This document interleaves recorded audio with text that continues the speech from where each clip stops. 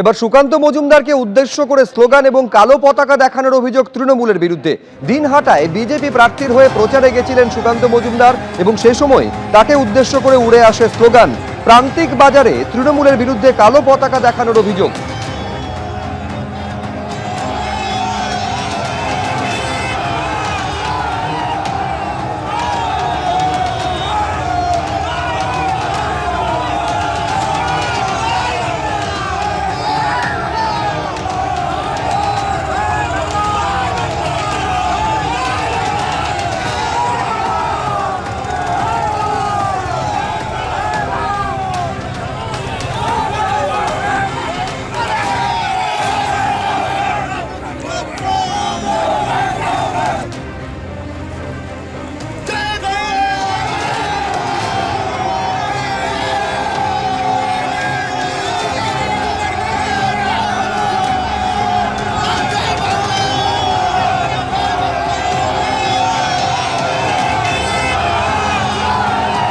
তৃণমূলের কয়েকটা পতাকা দেখতে পেয়েছিলাম।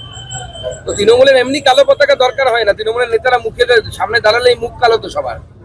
চুরি করেছে, কেউ গরু পাচার করেছে, কেউ কয়লা চুরি করেছে, কেউ বালি চুরি করেছে, নাহলে দু চারটে মার্ডার, একটা দুটো রেপ, এমনি ওদের মুখ কালো। কালো পতাকার দরকার হয় না, সামনে দাঁড়ালেই কালো হয়ে যায়। তো এরকম অনেক দাঁড়াবে।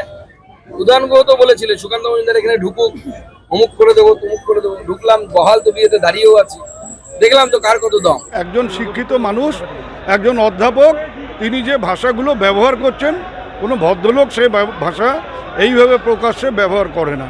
যদি ওর, আমি যেদিন বলেছিলাম আসার জন্য দিনহাটায় আমন্ত্রণ জানিয়েছিলাম, সেদিন আসার দম হয়নি। এখন কেন্দ্রীয় বাহিনী, অমুক তমুক, নির্বাচন কমিশন সব নিয়ে তারপরে আসছে। ওগুলো আসুক না, কিন্তু তারপরে পেছনে যে কটা লোক ছিল গুনতে পেরেছিলেন? ও তো এক হাতের বাইরে যাবে না যা লোক ছিল। দেখুন, এই বিধানসভা নির্বাচনে তৃণমূলের বড় হাতিয়ার লক্ষ্মীর ভান্ডার, কিন্তু এই লক্ষ্মীর ভান্ডারের ভাবনা তার মাথায় এলো কিভাবে? আজকে মুর্শিদাবাদের বড়োয়ায় সে কথাই জানালেন মমতা বন্দ্যোপাধ্যায়।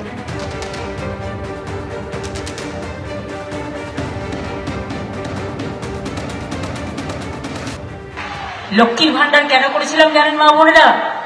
নোটবন্দির সময় আমি দেখেছিলাম, যখন নোটবন্দি হলো আধ ঘন্টার মধ্যে আমি রিয়াকশন দিয়েছিলাম। কেন জানেন? আমি বলেছিলাম এটা মানুষের ক্ষতি হবে। আমার কাছে অভিষেকের মা ছুটে এলো, আমার কাছে থাকে, বললো দিদি দিদি আমাকে 500টা টাকা দেবে। আমি কেন? পরে সব টাকা তো জমা করে দিতে হবে, এই টাকা তো চলবে না। তাহলে আমি বাজার করবো কি করে? একটি মেয়ে, সে ব্যাঙ্গালোরে থাকে, সে আমাদের আছে বাড়িতে, সে এসে বললো দিদি আমাকে 200 টাকা দেবে। আমি বললাম কি করবে? বললো हमारा पास तो 1 पैसा भी नहीं है। আপনাদের যতটুকু জমা পুঁজি মায়েরা লুকিয়ে রাখে ও দুঃসময়ে কাজে রাখবে বলে সব নিয়ে নিয়েছিল।